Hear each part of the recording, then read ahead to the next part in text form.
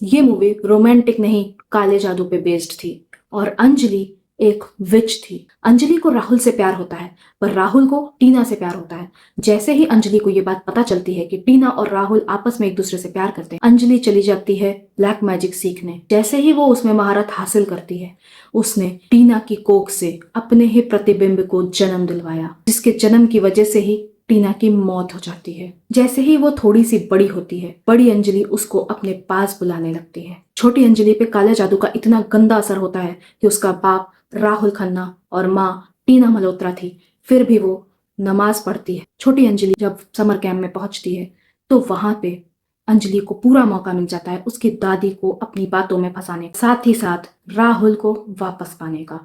क्योंकि अंजलि अमन का खून पी पी करके एकदम जवान और सुंदर हो चुकी होती है, तो राहुल उसको देखते ही मदहोश हो जाता है। जो राहुल 3 दिन पहले तक ये कह रहा था कि हम जीते एक बार हैं, मरते एक बार हैं, प्यार भी एक बार होता है और शादी भी एक ही बार होती है, वो अंजलि के हुस्न के जाल में ऐसा फंसता है कि वो एक ही झलक में उससे प्यार कर बैठता है और 2 दिन में उससे शादी करने के लिए रेडी हो जाता है। और अंजलि ने एक भी मौका हाथ से नहीं जाने दिया। उसने समर कैंप में घनघोर बारिश कराई, जिसकी वजह से उन लोग को ठंड लगती है।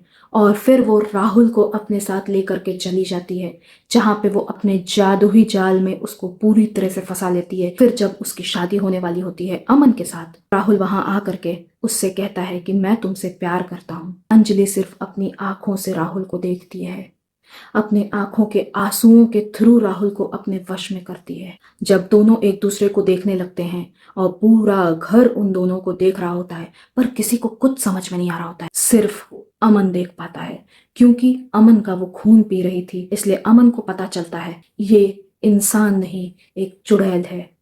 इसलिए वो इससे राहुल की शादी करा देता है और खुद पतली गली पकड़ करके निकल लेता है। सही बोलते हैं इस मूवी में, कुछ कुछ होता है, तुम नहीं समझोगे।